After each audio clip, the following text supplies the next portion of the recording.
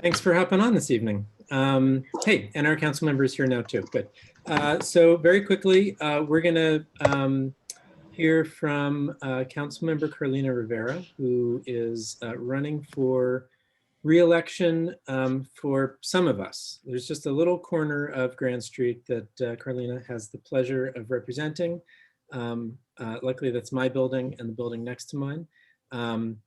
But obviously has a lot to do with stuff going on in the neighborhood, and we wanted to say hi and get a chance to hear from her before we have to think about endorsements and all of that in a week and a half. I'm going to talk to you about that later. So Carlina, why don't we jump in right with you? What I'd love you to do, which is kind of what we've been doing with other candidates, which you are in this moment again, just, give us a couple minutes of what you think the highlights of your first term are, or I don't know if any of that involves anything other than dealing with hospitals and pandemic, but give us a little spiel and then we'll see if we've got a few questions. Okay. How many minutes should I talk before we go to Q&A? If you could just give us maybe 3 or 4 minutes, and then we'll try to take 3, 4, or 5 questions. Okay. And if for whatever reason I missed the mark, like on the time, just say, hey, Carlina. Okay. Good evening, everyone. How are you? I'm Carlina Rivera. I represent District 2, that are the amazing communities that are going down from Murray Hill, Kips Bay, Flatiron, Gramercy Park, Rose Hill, Union Square, East Village, and the Lower East Side, where I was born and raised.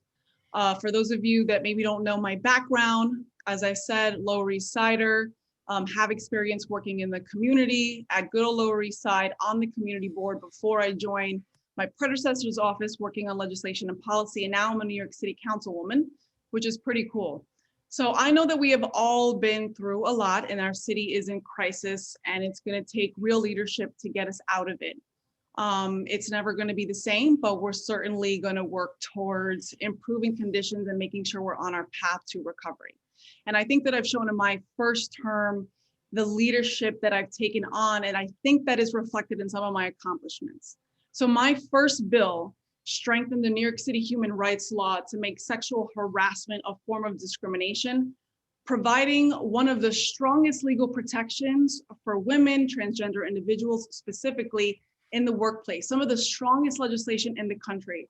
I've gone on to pass other model bills that include regulating illegal short-term rentals. Everyone calls that the Airbnb bill, but really it was to preserve the affordable housing stock that we have. Some of my other legislation includes protections for pregnant mothers, pregnant people, new mothers, members of the transgender community wishing to live free from police harassment. I spearheaded policy to expand the innovative community land trust model so that low-income communities like East Harlem, like Brownsville, like our very own Cooper Square, that they can reinvest in their neighborhoods to create long-term affordable housing. Not just residential space, but also commercial space so we can preserve our small businesses, which I know are struggling more than ever right now. To keep our economy growing, I've championed things like the city's first tech hub, tech skills training center, to provide a platform for low-income New Yorkers to learn software development and data science. Why is that important? It is one of the fastest growing industries in the nation, certainly in New York City, and women and people of color are underrepresented. So through partnerships with places like CUNY and Perscolas, and hopefully places like the STEM program at the Brooklyn Navy Yard, we're going to be able to create the first of its kind space right there on 14th Street. So during the pandemic, I led the effort to start and expand the Open Streets program. That was to make sure that pedestrians and cyclists could get out, get more space as we social distancing, but also to give our restaurants a fighting chance with outdoor dining, and really to make sure that people understood how important it was for us to reclaim our open space.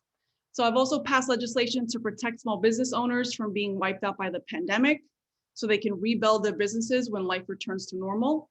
I pioneered the city's first busway on 14th Street while also working with some of you to preserve some of those stops along Grand Street on the M14 line. And we're going to see the Eastside Coastal Resiliency project finally happen. That's a $1.4 billion flood barrier along the East River that will protect our local coastline from storm surge and sea level rise. It will rebuild and fortify our park against sea level rise and future storms like Hurricane Sandy. And then the last thing I'll say is I've been the chair of the Committee on Hospitals. I had no idea what I was walking into.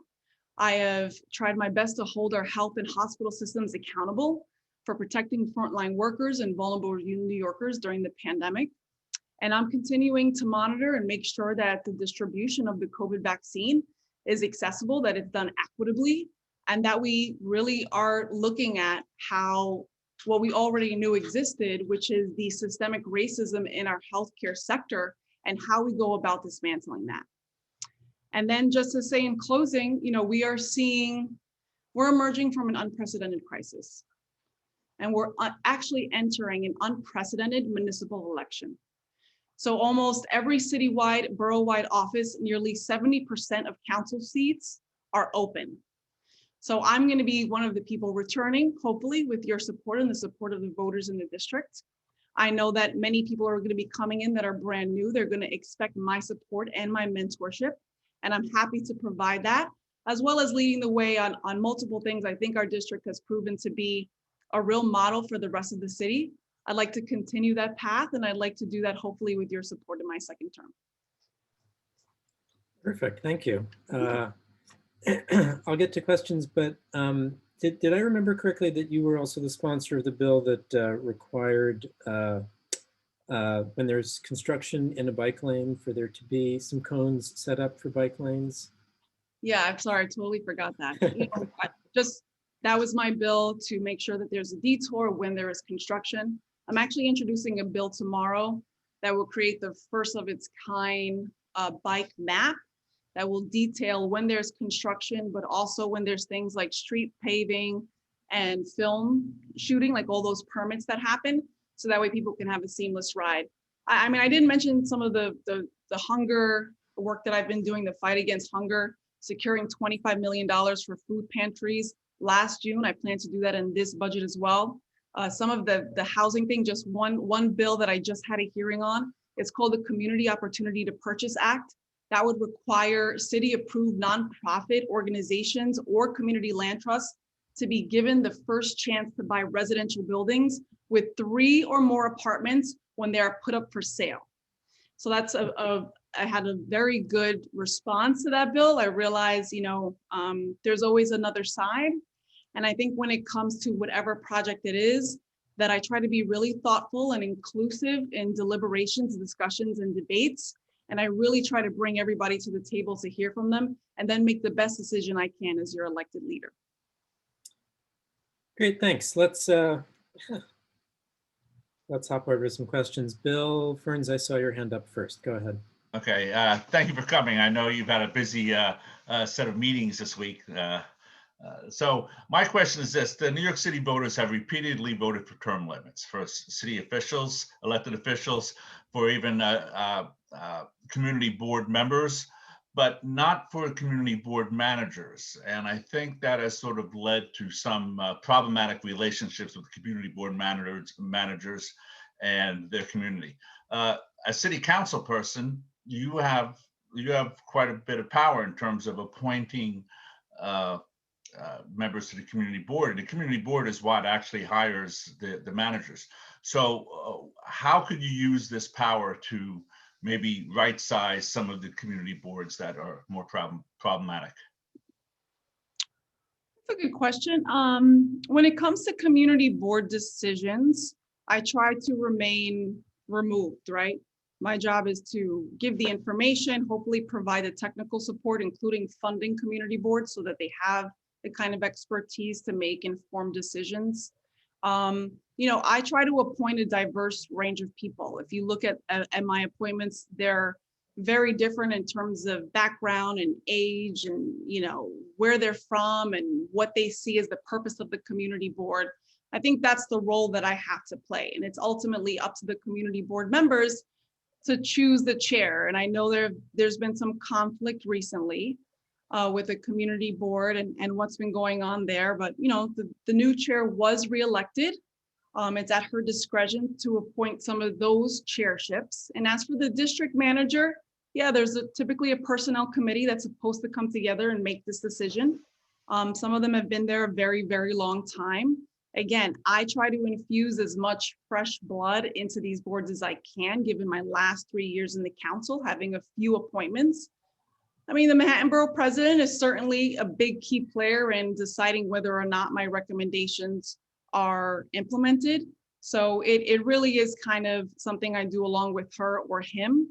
You know, I never want to exercise my power in a way that's weirdly influential. I do get your point as to who it is that I recommend, but I really do try my best to find a balance in terms of difference of backgrounds, who they are and what they want to do.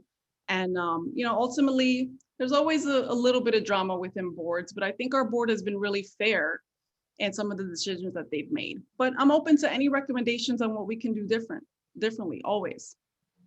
Thank you. Thanks for the question. Thanks. Jasmine, good to see you. You got a question? Yeah, I do. Thank you. Thank you, Carlina, for being here this evening.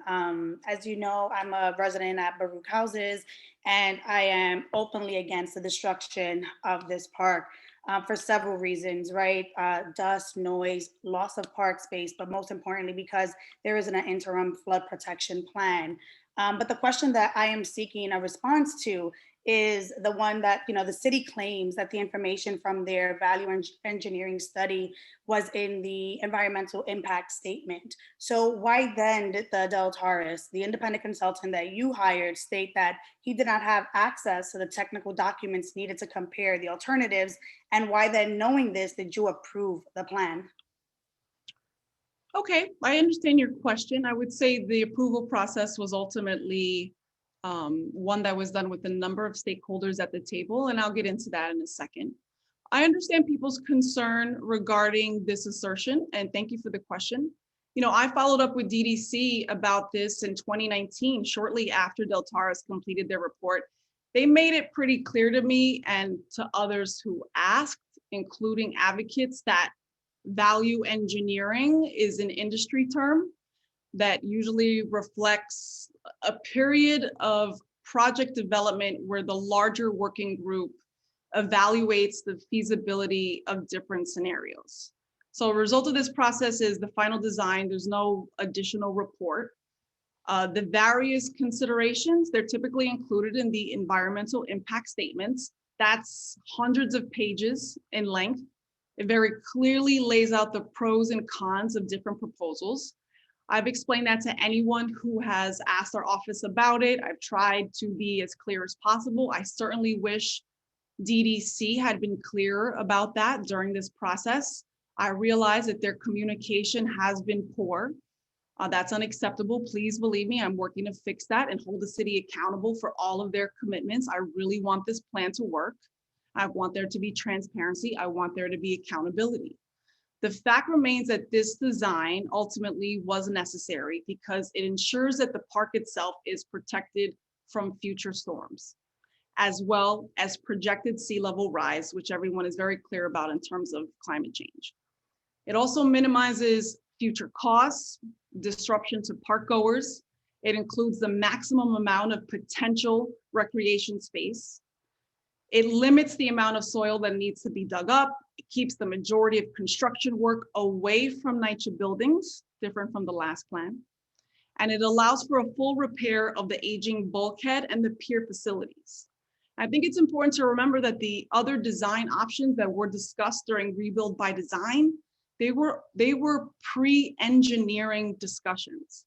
When DDC actually brought in engineers to analyze their feasibility, all of them were found to have resulted in a few things, like the park would have to be closed, there would be removal of trees, the design that was previously looked at would have ultimately turned East River Park into a bathtub anytime there was a hurricane or tidal flooding.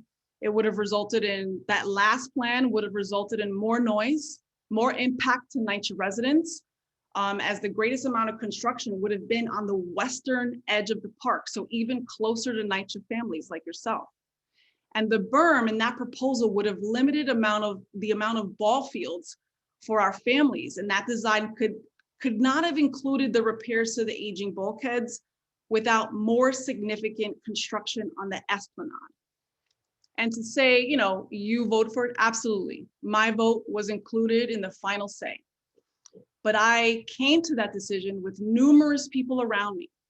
There were other council members in which this project goes into their district. I really went into this conversation with federal, state, local elected officials in the area, district leaders, both community boards, NYCHA TA presidents, numerous environmental, community advocacy, arts and culture organizations, as well as our local little leagues, all who ultimately supported moving this project forward. And that is a decision that I had to make.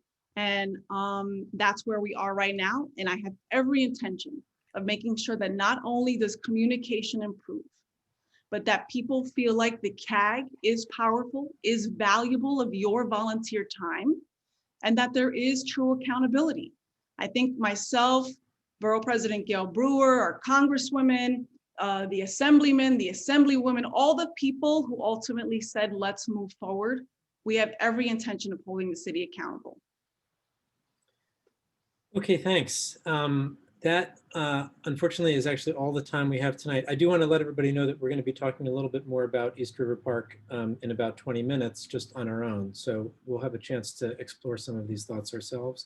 But in the meantime, Councilmember Rivera, thanks so much for joining us tonight. And I know you've got another meeting you're jumping onto, so I appreciate squeezing us in. But can I just say, because remember when you asked me about the bike lanes and I wanted to get you a better answer? And I just wanted to say that I did speak with DOT about, when they're going to paint the lanes and those things. And I wanted you to know that, there are some restrictions as to when you can do actual markings, and some of it has to do with weather. But again, some of it has to do with delays to COVID, and also that with those Avenue C bike lanes, we are doing something very different that includes loading zones, which hasn't really been done. And we want to be really, really careful. So as soon as this spring, they will be installing those Avenue C protected bike lanes and along Houston Street. And I just wanted to give you that update so that way you know. Yeah, great. Thank you so much. That's great. Yeah, thank you. All right, Thanks, have everybody. a good night. Thank you. Okay, please email me with any other questions you didn't get to ask. Okay, thank you. I would love your support. So now we're also being joined by another elected official / candidate, our public advocate, Jumaane Williams, who I did see pop on a minute ago. Jumaane, are you back on? Yeah, I'm here. Hey, excellent. Hey, how are you? Easy. So really good to see you. I'm glad Marion persevered and finally got you down to our club. We endorsed you for lieutenant governor, and then we completely missed the boat in that 600-person special election for public advocate. But I'm really glad to have you here tonight. Listen, this is sort of we're doing this as informal candidate interviews. So the way I'd like to do this is actually just to give you about 4 minutes to talk about the challenges you've faced so far as public advocate, what you see coming on, and then we'll have about 10 minutes for some questions. Okay, cool. Thank you, Jeremy. I appreciate it. Thank you for the opportunity. Of course, thank you to Marion. She definitely worked to get us here. She's a long time supporter, so I really appreciate that from her. It means a lot. I know we have I don't know if I saw Lee and Carolyn, district leaders, but they definitely want to, okay, there you go. I definitely want to shout you out as well. And yes, I do thank Grand Street for their support in LG, which actually, what might have been the harder of the two, because there wasn't a lot of people with me during LG. Everybody was kind of scared to run up against Cuomo, so I do remember that, and thank you for that. And look, I know you had a hometown hero running in the public advocate, so races come and go, partnerships can remain through that. So I appreciate the support. We have a lot of work to do. I'd love to continue that partnership and that support. Running for my first term, I think sometimes people forget I haven't had a full term yet. In terms of difficulties. The nation has been in difficulty. So there's a lot to be said for that. I honestly believe we're dealing with, several pandemics, COVID, gun violence, everything has gotten worse, housing, homelessness, food scarcity. And I think, and I've said this before, sadly, I believe we've had the wrong executive on the city, state, and federal level for quite some time, and especially during these times we're in. If one of those folks were different, I feel like we'd be in a different place. But I'm trying my best to work with where we are. We've kind of revamped the public advocate's office. Tish James became the attorney general, and she used to focus a lot on litigation. She's an attorney. I'm a community organizer, so I focus a lot on community engagement and community organizing.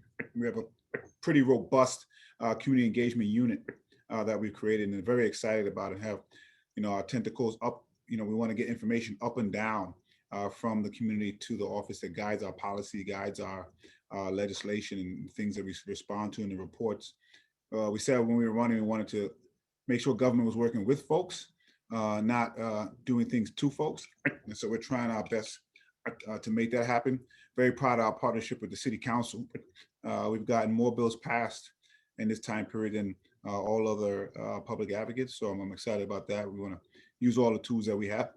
But there's a lot of work left to be done. I don't believe all of our problems have been just Republicans. And so even though there's Democratic leaders there, you got to have somebody who has the courage to stand up to folks, even in their own party. I think that's really critical for the public advocate's office. I try to display that in many ways and hope to continue doing that with your support. Great, thanks. Let me start off the questions. There's your predecessor announced a lawsuit against the NYPD last week or the week before.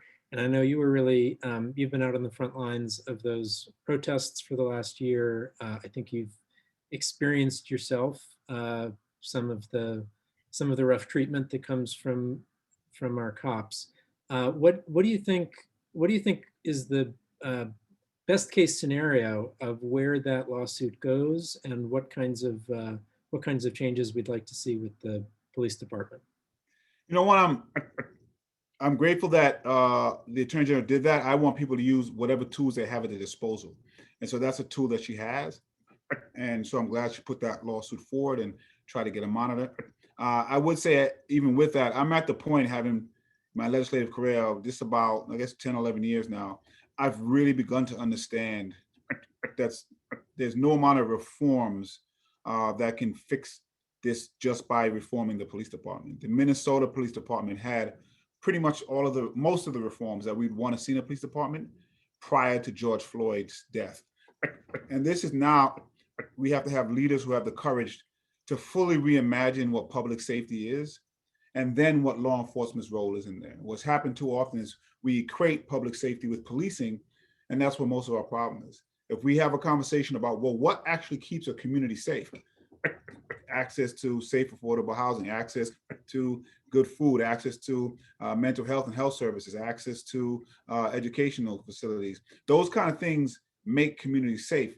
And when we don't provide those things, we then send police to try to fix the problem that so many agencies should be working together. We have a rise in gun violence. I've been pushing for so long to change how we do this. You go to CompStat in the department-wide level or the precinct-wide level, and literally a commander has to stand up and defend crime numbers and has to show what that commander themselves is going to do to solve that. That's the wrong way to look at it. We recommended open that up so that there are other agencies, there are other nonprofits on a local level, other community groups, that we can all look at those numbers and then all say what we have to do on our part to solve this. Leaving it up to just police, frankly, is unfair to them. They don't have the tools that are needed. And it's obviously unfair to the communities that they're serving. Just to end, NYCHA, we saw 4 Black grandmothers die, 3 of them by murder, because NYCHA did not follow through with a promise of camera that they said they would. And there was a serial killer on the loose. This is not just about cameras, it's about failed promises and lies. If that camera was in, they would have saved at least 2 people. Then up in the Bronx, there was a grandmother who complained about the elevator being out and nobody did anything about it. And I went to her funeral Saturday because she fell on the stairs trying to get downstairs. These people have frequently talked about what keeps them safe. And it's more than just police. And we're failing. And I know for sure, if it wasn't, they died because of what they look like and where they live. And that's unfortunate. And we have to have real leadership to talk about that and redefine what public safety is. Thanks. Hey, Marion, I see your hand up first. Why don't you go ahead? Okay, hi, Jumaane, so nice to see you. Thank you for joining us tonight. One of the things that has become increasingly dangerous in our neighborhood, this is not a citywide issue, and maybe it is that we have become the gateway to the Williamsburg Bridge. So we have a lot of traffic. We've had several people hit. I don't think anyone's been killed yet, but they will be. I mean, it's coming. And we have now Grand Street Guild is building 2 buildings. So I'm talking about Clinton and Grand Street, which has become the thoroughfare. And so we have Grand Street Guild is going to begin to do 2 buildings very soon, 2 towers. Go Broom is going to start, and that's like a megalithic building, and that's going to start within the next month or 2. And I'm just wondering what you can do or how you can lead us to having people speak. Like, how can the Department of Buildings and the Department of Transportation speak to each other so that this doesn't get worse while these developments are going on? Forget noise, but it's dangerous, and it's honking and noise and carbon and everything. Thank you. Before I answer that, I did want to mention there was a police officer that was shot last night, and I want to make sure we keep him lifted up. He's going to recover, and it's great. But I always just want to, even when I talk about these issues, remember that behind those badges are real people with families, and they do have a role to play, and they're best used with acute situations like imminent violence that's going to occur. We just continue to use them for all situations, which is a problem. But that issue that you raised, and I have Trip Yang, for my political person from the campaign who's here. I'm going to ask him to make a request on my government side. I'd love to come take a look at that in person, just so I can see exactly what people are talking about, so I can speak more on it. But generally speaking, our agencies don't do well talking to each other. I mean, this is just off topic, but I used to ask the DYCD commissioner if he'd spoken to the police department about how cutting 50,000 some youth jobs is going to affect crime. Very often we had 2 separate people working on housing, one on homelessness and one on housing, as if they're 2 separate issues. So if those people are not talking together, I can imagine that DOT and the Department of Buildings are not speaking together. So one, we just have to have someone that has a community organizing, I think, mind frame, kind of push this. More importantly, and this is where the real problem is, and I believe the council is trying to do this, we do need to look at these things citywide and have a citywide plan for our growth. What tends to happen is we do it piecemeal. We go to each community piecemeal and not really show how that's going to affect another community. And until we kind of do a bird's eye view, we're going to keep running into these problems. And we just kind of push it to another community, and it kind of lands on the community that has the least voice, usually. And so we just need to have somebody that can really do this at a wider level. And of course, we have to encourage mass transit and bicycling as much as possible. And we really don't have the infrastructure for that. There's been resistance to doing that. As a driver myself, I understand that when I'm driving, I have the most privilege on the road, and people need to understand that. I also started riding bike very often, was hit by a car. And it gives you it's funny, when you have this conversation, your perspective depends where you are. If you're a pedestrian, if you're a bicyclist, but we've catered to the people most privileged on the road for a long time, and we got to kind of shift that a little bit. Great, thanks a lot. And come down. We invite you. We'll walk you around. I'd love to see it. Great, thanks. Frank, I saw your hand up earlier. I'm getting a. Hey, Frank, I'm getting. Sorry, I gotta mute you for a second. That was pretty awesome, but we were getting a kind of repeated syllable going on there, Frank. All right, he's going to give it another chance. Bill, you've got your hand up too. Why don't you go ahead? This isn't a question. Public Advocate Williams, I just want to say thank you for running in 2018, because people don't realize that you and Cynthia Nixon and Zephyr Teachat had huge coattails, and that you actually got more votes in that primary than the total gubernatorial primary 4 years earlier. And you had huge coattails in terms of getting rid of the independent Democratic caucus, or whatever those turncoats were in the Senate. So I want to thank you, because actually you did a great job for the state, even if you didn't win that primary.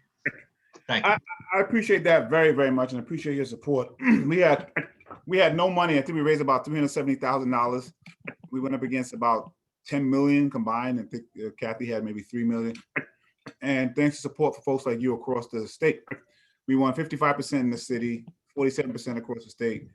We got more votes than any non-white candidate ever in a primary. We got the third most votes than anyone ever in a primary. Unfortunately, the top two were the governor and lieutenant governor. But it was pretty cool to watch, and we surprised a lot of folks, and hopefully we were able to inspire a lot of folks. But I gotta tell you, the most fun I've ever had was that race, actually. So I appreciate your support back then. Thank you for that. Hey, Frank, you want to give it another try? No? No? Maybe you can type it in the chat. Type it in and we'll ask it out. I had another question. We can try headphones. I had another question from the chat that William Rockwell was asking, so let me read that one out too. Asking if you could talk about accessibility, advocacy in terms of public transportation and projects like the one we've got down here, the East Side Coastal Resiliency Project, that are desperately in need of better access for people of all ages and disabilities. Frankly, and I think I saw Senator Hoylman, so I want to make sure I shout him out. Frankly, we're not very good at this, whether it's the East River Parks or mass transit. I mean, there have been projects that they've tried to build recently on the MTA and just haven't thought about accessibility. It's really just an issue that needs to be pushed. Like, I think it just pretty often with walls, actually, nobody's thinking about it. To the extent that I can be helpful in pushing this conversation and this narrative, I want to do that. I really just think it's people not really thinking about it when they're doing these projects as much as they should be, and New Yorkers suffer because of that. Frank, are you going to give this one more try, or if you, yeah, let's try it one more time. Nope. Not happening. Sorry about that, man. Frank, we can still get to it. If you type the question in the chat, we'll definitely ask it. I just lost my train of thought. Jumaane, I wanted to ask you, what is coming next? So, the city is, I guess we've got a light at the end of the tunnel now. We understand that hopefully by the end of the summer, sometime in the fall, we might be able to have enough people get a vaccine that the city starts to come back into the life that we used to have here. But there's some deep, deep challenges that have been exposed over the last year that are not going to get fixed with a vaccine. And if you're elected then to your first full term, 4 years, what do you see as being the priorities of that next term? I sincerely hope that we don't return to normal, because normal didn't work. So I'm really hoping that we return to better than normal. The only silver lining I can see here is that we have almost a blank canvas to put in new systems for a whole bunch of things that are based in equity. So I'm hoping that really is a lens that we look through it. I'm excited because I think we have opportunity to move out of this administration in the city, which frankly, I think everyone believes has been a disappointment on many levels. And that's unfortunate because the administration came in with a lot of hope. We have about 10 months left, 11 months left. Maybe we can get a hat out of a rabbit out of the hat. I'm hoping, always hope. but we have an opportunity to do something new. I don't want to sugarcoat how bad the situation is. It's really, really bad. And so we have to be clear about that. We do need help from our federal partners, but there are things that we can do on the city and state level. One thing that's frustrating about our governor is he is very good at trying to take as much power as possible, but not good at taking accountability when things go wrong. And that's unfortunate because then we don't learn our lessons. And we made the same mistake for the second wave as we did the first wave. It's crazy. One place I used to give the governor credit was I thought he was a very good bureaucrat. And that's in the purest sense of the word. You have to have bureaucracy for government to work. So I thought he was like really good at managing the trains going on time. He's very poor at managing a brand new train system. But I thought the vaccines were going to be a place that bureaucracy would shine, and we screwed that up as well. And so we really have to hold our elected officials accountable if we want to move in a direction that we want to see the city and the state go to. And my job as public advocate, I think, is very well suited as we start to build again, as we start to come back out, as we start to reopen schools, that the lens of equity and making sure that not just one part of the city is benefiting is important. And that's an important role the public advocate can play. I think it's good to have someone there who's not, focused on anything else except doing that and has a history of being able to do that. But economics and safety is probably intertwined as the top thing. But my overarching thing is still going to be public safety, because I think public safety touches on all those things. What makes a community safe? How do we do that? And how do we not try to have our police officers do all of those things, because that model just doesn't work, or it doesn't provide the safety we think. As a matter of fact, the places that have the most gun violence are the most policed. And so if that alone could solve the problem, it would have done it already. Related to that, our friend Frank got his question into the chat. So maybe we could just talk about specifically how the vaccine rollout is going to work or is working currently with low-income residents. Frank says, I live in affordable housing in the Lower East Side and work with area leaders in NYCHA and other affordable housing residents. Most of our days are consumed with dealing with COVID-related issues for our residents. I believe that coronaviruses will continue and may be similar over time to how we interact with the flu season. But how can we manage equity distribution to low-income New Yorkers who are hardest hit, who don't have the luxury of private insurance? And then just as a follow-up, this question about if some other vaccines start coming into the system that have lower rates of efficacy, how do we make sure that those aren't pushed aside to low-income residents while people with private insurance get the 95% vaccines? I know that a lot of this stuff right now is coming through the executive branch, both the governor and the mayor, and there's not a lot of room for legislators to really make changes to that program. But what can you recommend, or what can you insist on as we continue to go down this line? I mean, we've put out reports from how to reopen the school safely to how to enter the second wave safely. Unfortunately, the mayor taken some of those ideas after other things have failed, which is unfortunate. We have to be clear, our federal partners are important. So neither the mayor or the governor are lying when they say we need more vaccines from the federal government and we need more federal help. What they leave out is that they're oftentimes mismanaging the resources that we have. And that's where I have the biggest issue.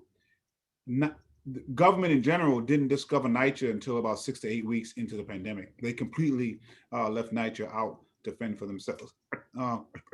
And that is something that people had warned against for a very long time. We had at least 6 months or more to plan for the rollout of this vaccine.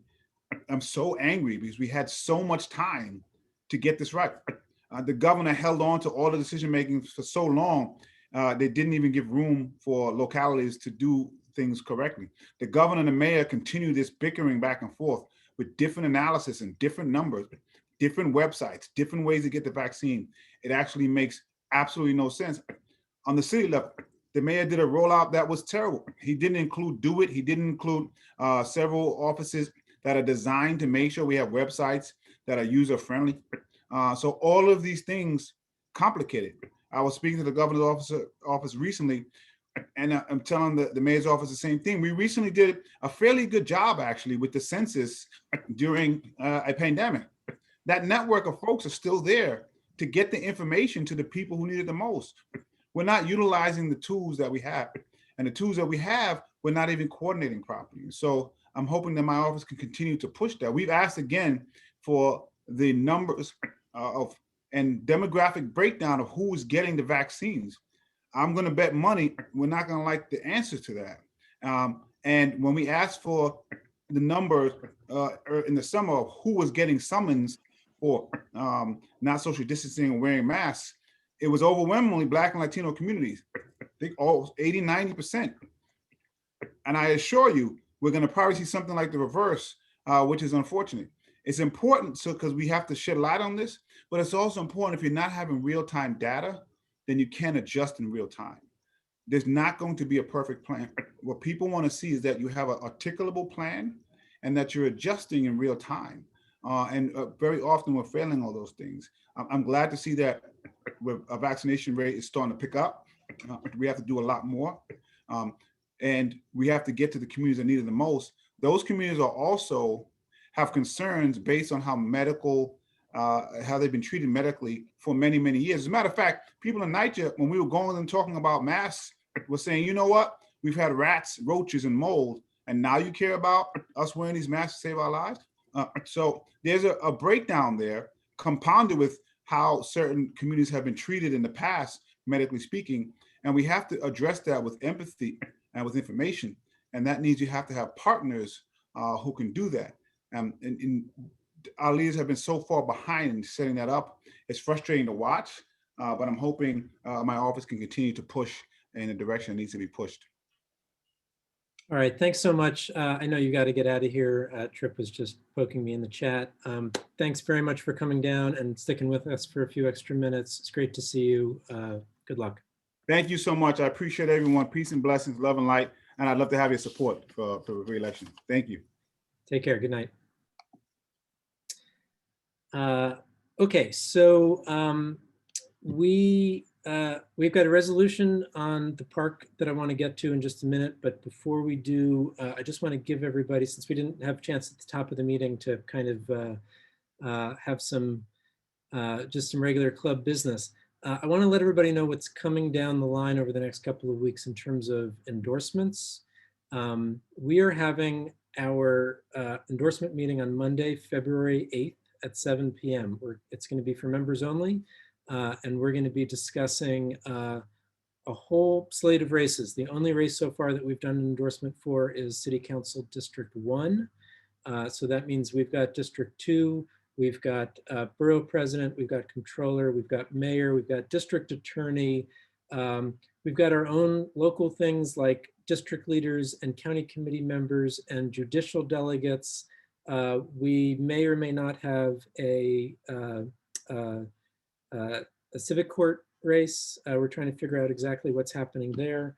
So there's a whole bunch of stuff to do that night, and I really hope that our members show up to have that conversation. We're going to, talk about each of those races, and then we'll have a ballot and figure out who the club is endorsing, which basically, primarily at first means that's who's going on our petitioning ballot if they're going to be petitions. Before that, there's on Sunday the 7th, there's a candidate forum for mayoral candidates starting at 2 o'clock. That's probably going to go 2.5, 3 hours. We are not talking to all 648 candidates for mayor, but this is one of the series of the forums that we've done in conjunction with other downtown clubs. This one I think is being hosted by Downtown Independent Dems and UDO, United Democratic Organization.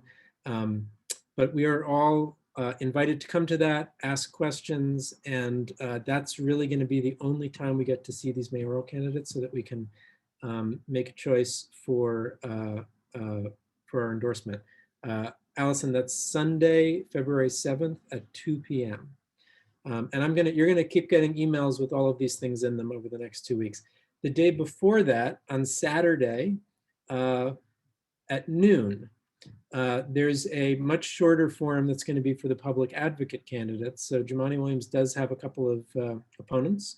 I don't think anybody is looking at that as a really highly contested race, but we want to give a chance to hear from the other candidates as well. So that's going to be Saturday the 7th. Okay, and then between now and then, I'm going to pepper you guys in emails with some links to questionnaires that candidates have answered, to previous forums that we have recordings of for district attorney, for borough president, and for controller.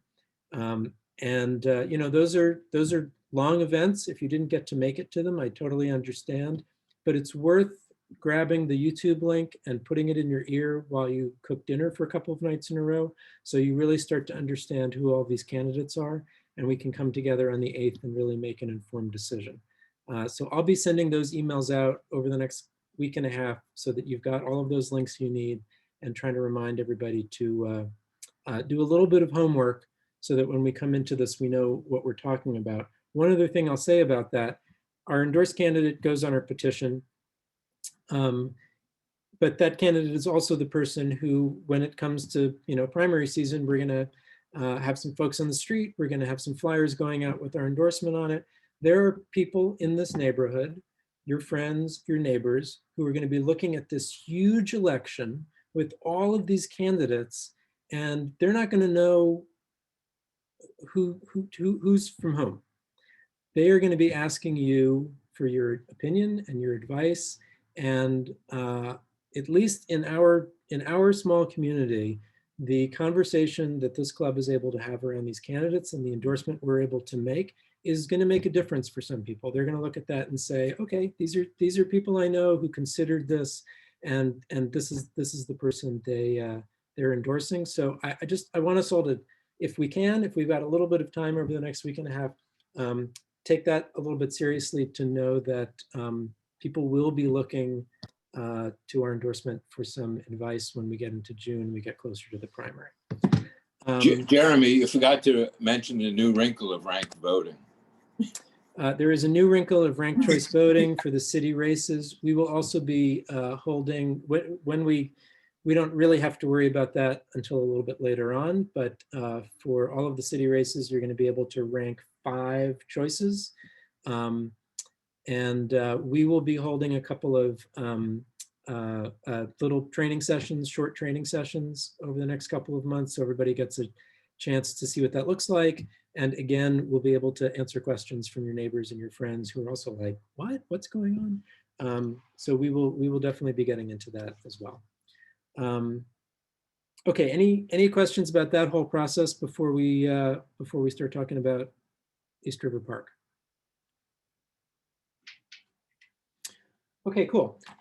So our friends from East River Park Action, who have really been pursuing the park project on various fronts, have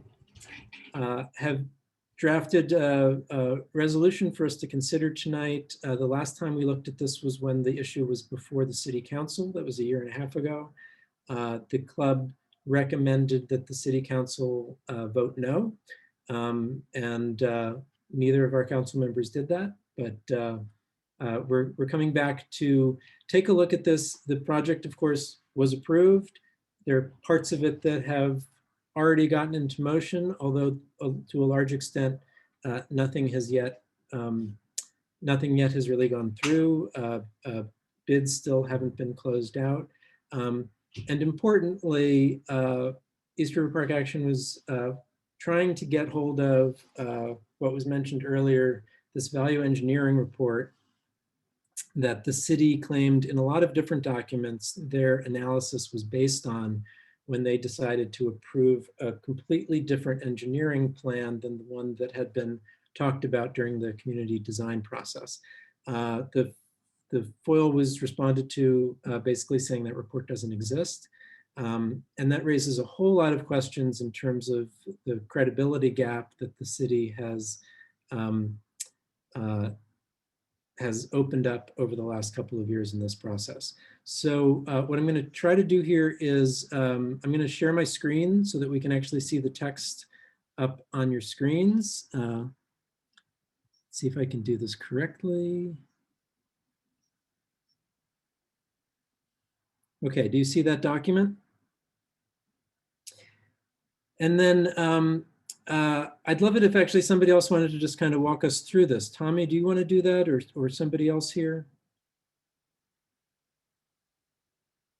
Tommy, you're on mute. Well, first I want to update people a little because the document is actually a little old and people should know what the latest is. First of all, which is not reflected there, the original bids for this project were due 4.5 months ago. And that has now been delayed 6 separate times. And the next time is February 8th. That means there's no contractor for this job yet. The project north of 14th Street does have a contractor and that work has started, but there is no contractor for the biggest portion of the park, which is Montgomery Street to 14th Street, the 50 acres of East River Park. So one of the big selling points, by the way, for this plan was that it could be built faster than any other plan. And at the Community Board 6 the other night, the city admitted that in fact now, due to this bid delay, the project will be delayed at least 60 days, if not longer. So it won't start now till a new term. First it was spring, now they say late spring, which I don't even know what that means, but obviously it's more than spring. So this all reflects back without going into detail. We don't have a contractor. They also told us, and we can't get any information regarding what the contractor questions are. They just tell us the contractors have many questions. And they also tell us that the contractors have many questions because a project like this has never been built before. And that gets all back to the critical documents which we're trying to uncover and which they repeatedly refer to both in the EIS, in press releases, throughout the process. And when the independent consultant who Gail Brewer and Carlina happened to pay for came in and he only had 1 week and he looked at this project, they withheld critical documents, technical documents from him. So this raises a big question as to if the original community plan was not the right plan, how did this become the right plan? And they always refer back to this value engineering report. So the bottom line of what we're asking for, since this project is not now proposed to start till late spring, and many of you know, for example, when the L train controversy arose, they brought in a panel of experts who reviewed that L train plan and totally reversed it and came up with a new, better plan, a cheaper, better plan. The same thing with the BQE. The Brooklyn Queens Expressway is slated to be totally renovated. It's going to be a huge problem. With that, they brought in an entire panel of experts, and they're reviewing that before they make a final decision. We have references to panels of experts, but we can't, when we try to uncover the documents, basically, they say they don't exist, or we can't have them, or they're not appropriate. And we just feel now, given the pause, that there is time for the city to bring in, and under supervision of the community at the table also, an independent consultant or consultants to look at this plan. And if they say money is not available, I just want to alert people. Councilwoman referred to the community advisory group that was set up. That is under the aegis of Pratt Institute.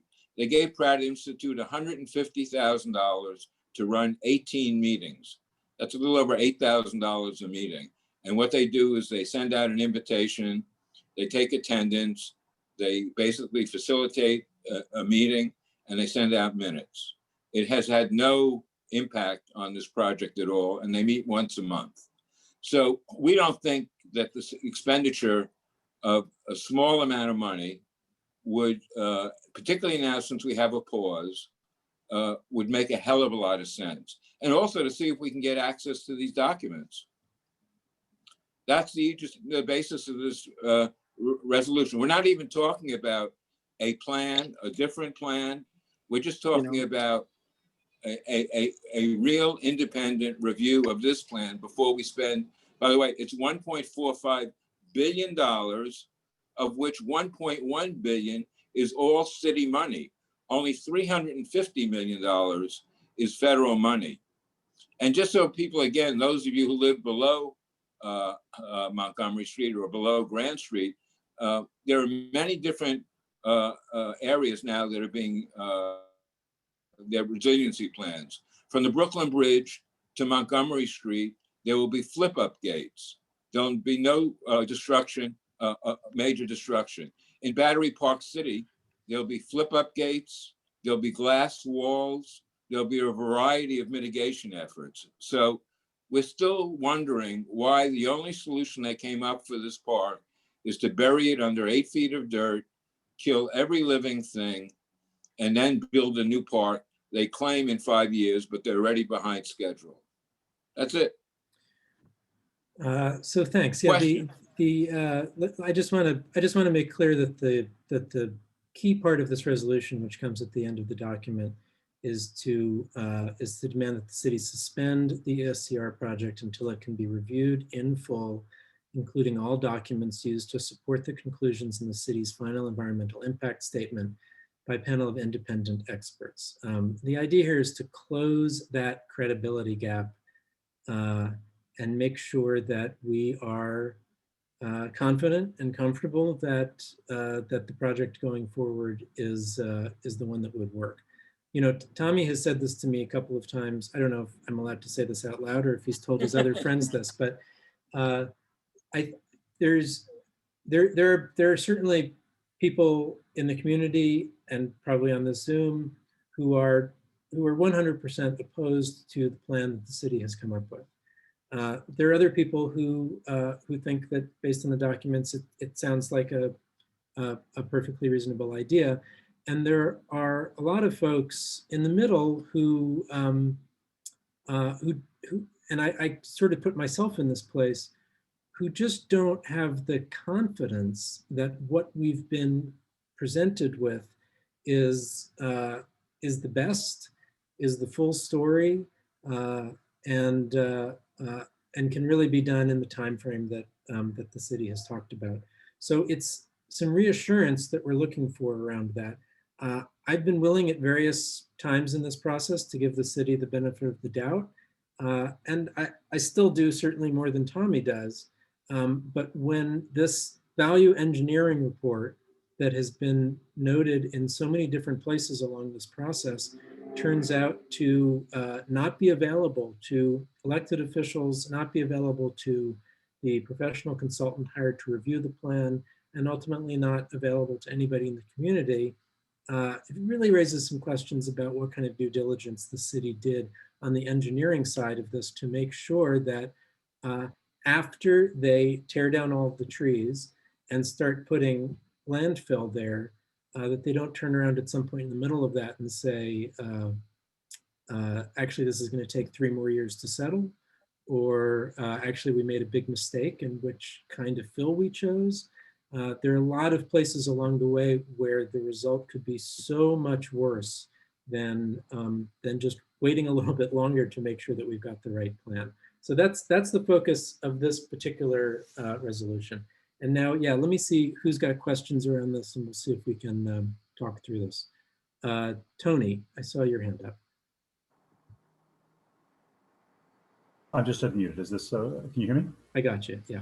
I just wanted to pick up, if I could, build on something that Tommy had said in conjunction with something that Councilmember Rivera had said earlier, referencing the value engineering report.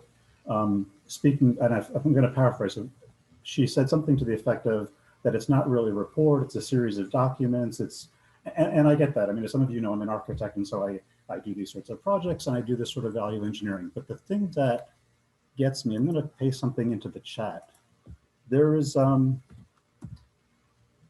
so the way that this works is a big firm, AECOM, that had the commission to do the follow-on work. And maybe you've read about AECOM, they've got a no-bid contract, it's a separate issue. They then have a sub-consultant, a WBE, and I mentioned that it's a WBE because the way that the state does contracting, if it's an M or a WBE, those contracts sort of happen in a different way outside of sort of normal channels. You can direct award the work. But I bring it up because this firm, which I pasted into the chat, actually describes on their marketing page the value engineering study.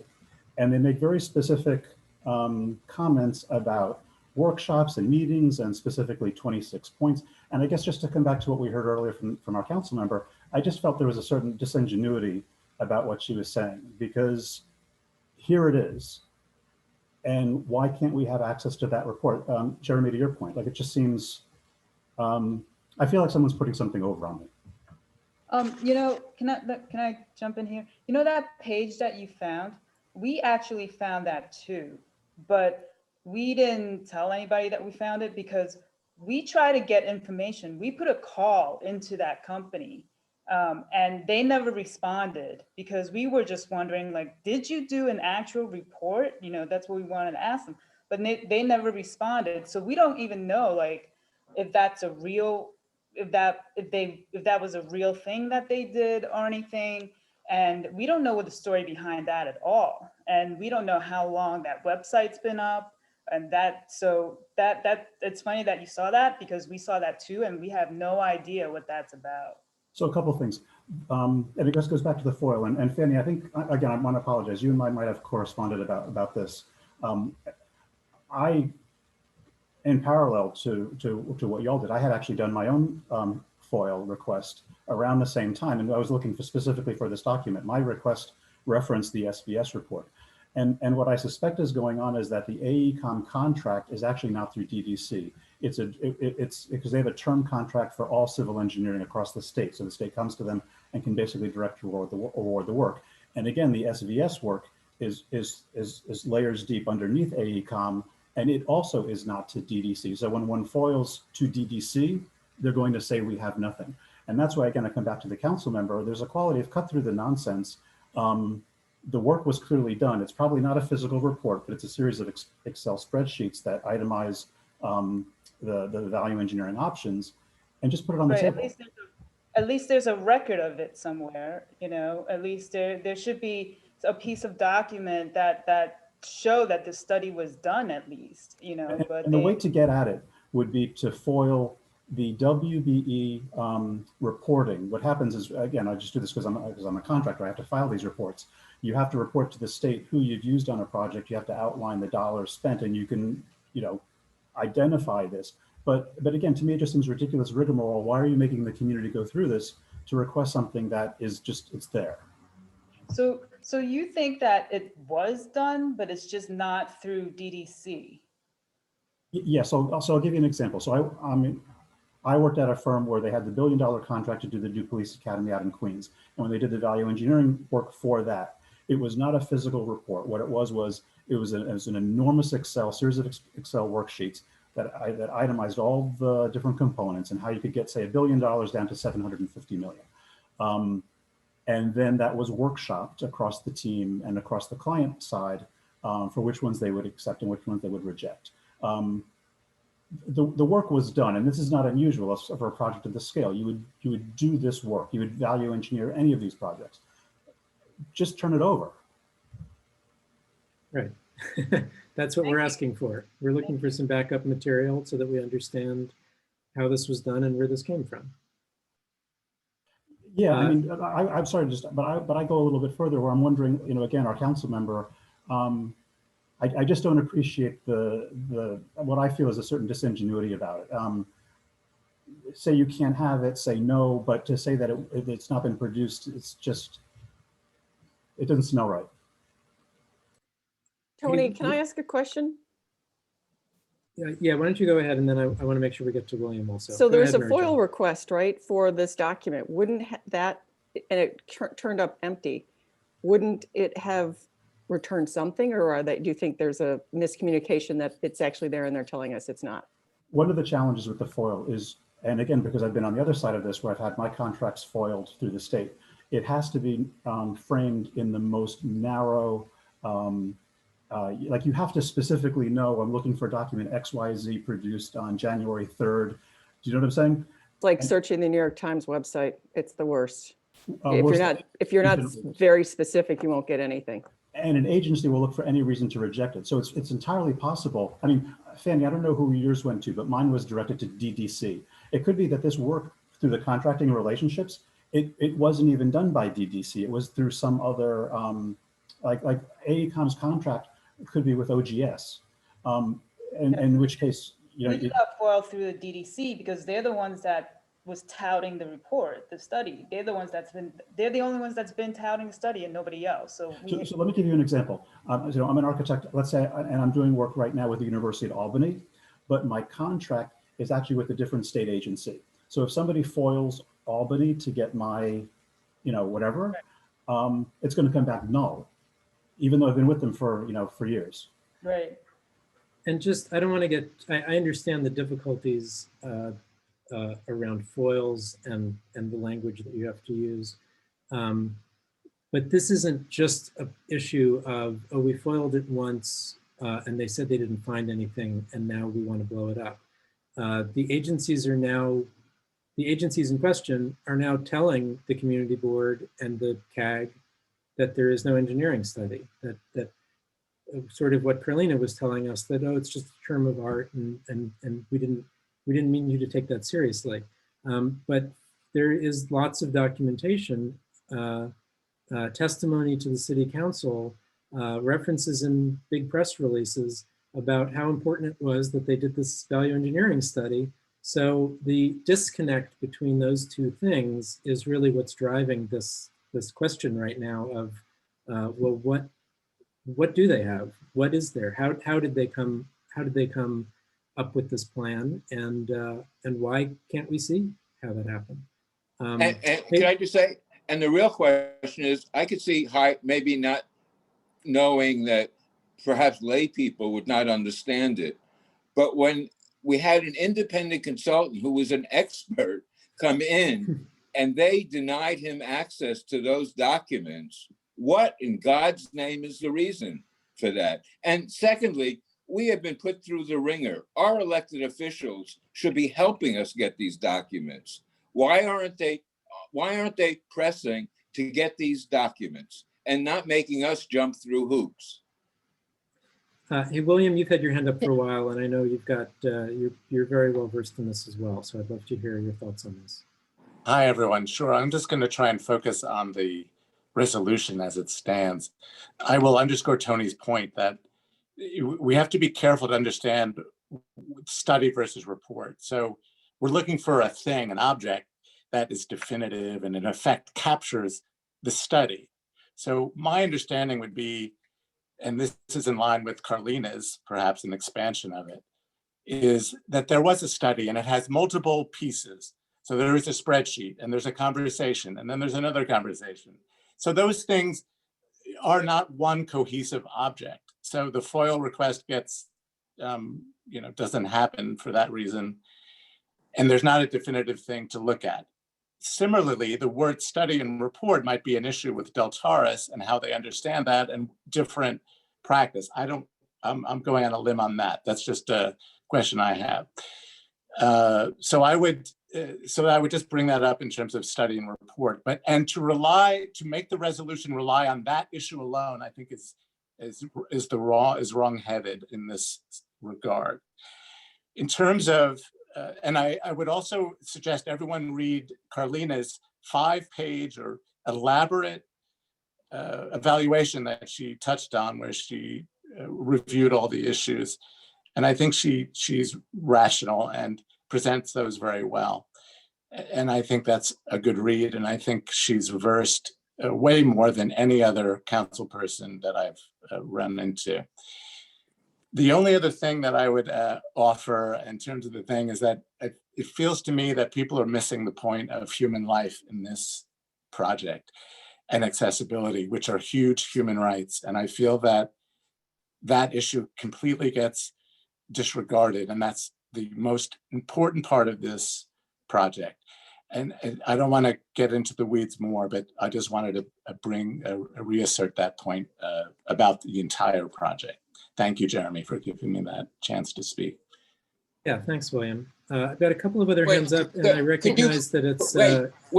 Jeremy, could you clarify? Tommy, I'm sorry, wait. I just don't understand human rights. Tommy. Okay. I've got other people with hands up, and it's already 15. Maybe please. somebody else can answer. Billy Cohen, you've had your hand up for a while. Do you have?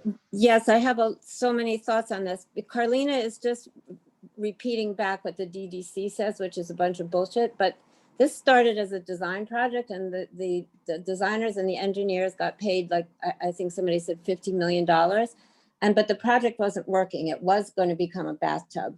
So they have been doing does all these very fancy white, they were showing models and they were showing beautiful drawings and 3D models. And every meeting since the start, I was saying, what about the drainage isn't adequate? Like the drainage didn't work. Like there were so many things about it that didn't work. And I think usually a value engineer report comes after the construction drawings are done. And then you're seeing the methods and the materials, and to make sure that you're getting the best value and the best product for what the project is supposed to accomplish. So I think Delataris, I mean, this is just a thought that maybe I don't think they had the construction drawings done because they could never answer any of the questions. So I think there probably is not a real value engineering report because they were so far behind in the real engineering. And when we were demanding a report, I thought we were demanding an outside engineer report, like a hydrologist that could say, you know, what about the soil, the settlement, and what about the underground streams, and you know, all the things about construction and engineering that could fail, which is why I kept also asking for a risk assessment. And also the one thing Delataris did say was that this plan, if they did proceed with this plan, it should be 10-foot height. And they continue to do the plan at 8-foot height. And there's a quote from one of the engineers saying it's a stopgap measure. It's a temporary, this is their temporary floodgate. And when the DDC, when I would ask them, why are you doing 8 feet if you're supposed to be doing 10? And this is only temporary for $1 billion. They say, oh, well, you just have to add, you know, I said, well, you just have to add 2 feet later. I mean, it's ludicrous that the way they think we're so stupid, like at every meeting, the answers were ludicrous. And for example, they said, well, we're going to fill the park with soil. Well, I kept saying, where's the soil coming from? There's a soil shortage. And they said, oh, next meeting, oh, it's actually going to be fill. You know what I mean? It's just been bullshit on top of bullshit on top of bullshit, because now they've spent millions, like tens and tens of millions of dollars. And they had, you know, what are they going to do? That first plan wasn't working. And they admitted to me, I would follow the engineers out of the meetings, and they all knew it wouldn't work. So many problems. So I thought that the first engineering report, the outside report, was supposed to be from an engineer, like a real engineering report, you know, and they weren't going to take care of drainage at first. So now they're just saying, oh, they know the whole Lower East Side, the drain pipes are too small. So if they're putting floodgates in from the north and they're only 8 feet tall, what if they get breached and all the flood water comes down again? What's going to happen that the water can't get back? The park was resilient. The park was the one thing that saved the Lower East Side from getting more flooding than like Battery Park City did. That's the natural buffer. And eventually when the sea level rise, the park maybe will get flooded, but so will everything else. But it's just, they're saying everything like in double speak. Anyway, that's my thought. So this is their temporary protection. Also, why do we even need it now? Because NYCHA is protecting the houses inadequately and not accessible. They're trapping people in wheelchairs inside, but You know what I mean? It's like, and they should have moved the generators up. The biggest problem was the generator. You know what I mean? It's just, there's so many things that are not coordinated and not right. And there's 2 hours of testimony on tape of all the environmental groups saying what's wrong with the project. So I would like to see a risk assessment involved with this too, because they, like you said, oh, they cut down the trees and they, oh, too late. Billy, thanks for that. Let me, I see Emily Johnson also still has her hand up. Emily, did you want to add something to what Billy's saying? Yeah, sure. Just in that, hearing Carlina offer incorrect information while in a level-headed way is upsetting to me. I hear you, Billy. And I hear where your frustration with this is. It is true that the ESCR is not tall enough. They're planning on they're making efforts for a 2.5 foot sea level rise when the city's own panel on climate change states that the city will face a 9.5 foot sea level rise by the end of the century. This narrative that the ESCR protects the park is an aim. The narrative that it's the ESCR or nothing is absolutely false. The removal of 1,000 trees, the closure of this only park is environmental racism. To then put this, story that that we should be thankful that they're moving the construction further away from NYCHA when this 1 million tons of fill, the DEIS does acknowledge that there will likely be hazardous material in this fill. And as Billy says, we haven't gotten any information about where this fill is coming from exactly yet. And so the level of toxicity in that dust combined with COVID and the amount of it right across from NYCHA, like this, oh, we're moving the construction and the noise away from you. That's insulting, to be honest. The fact that there is no interim flood protection, the fact that even this plan could be presented to our neighborhood, to our residents with no interim flood protection, I think that's criminal, actually. And so that is a point we really need to, why are we even being offered this plan that is unsafe and unhealthy and won't work? And then, so those are my points.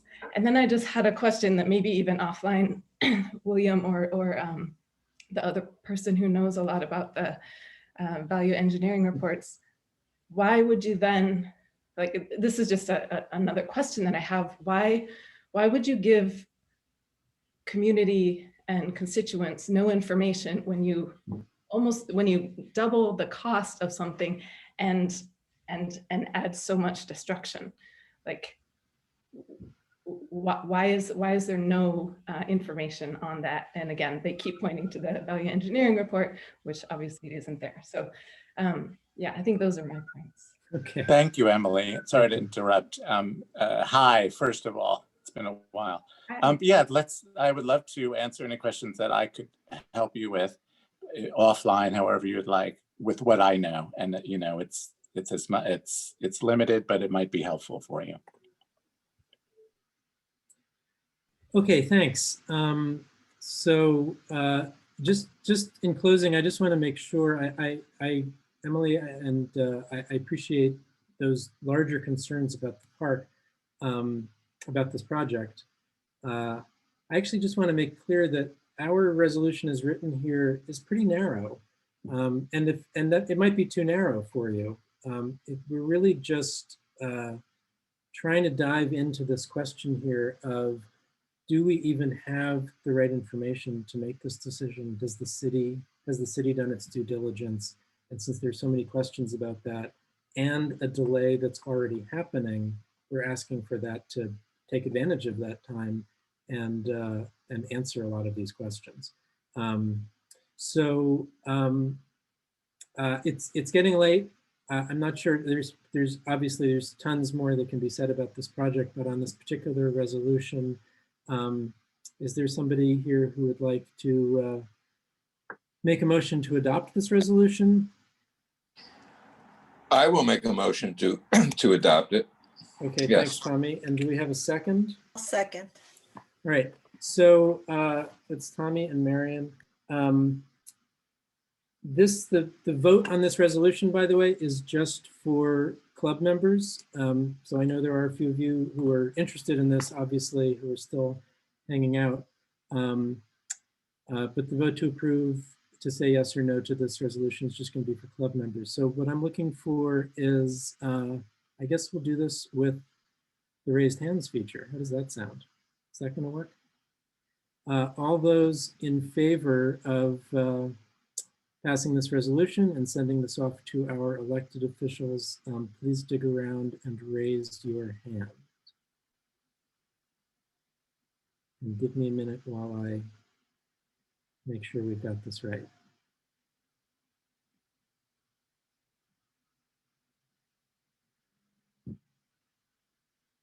Do you guys mind if I turn off the screen share? Because it's easier for me to count things up without that on. Sorry, I raised my hand physically, not virtually. I see your virtual hand now too. Jeremy, I can't find my virtual hand.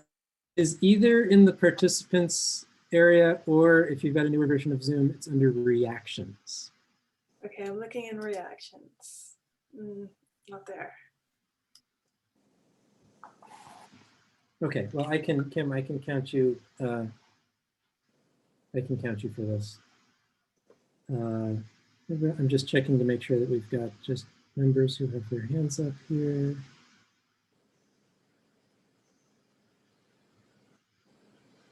Okay, great. Are you guys done voting with that? And then let's see if I can lower all of these at once. I'm not sure I can. Lower all hands. And all those opposed to the resolution, please go ahead and raise your hands.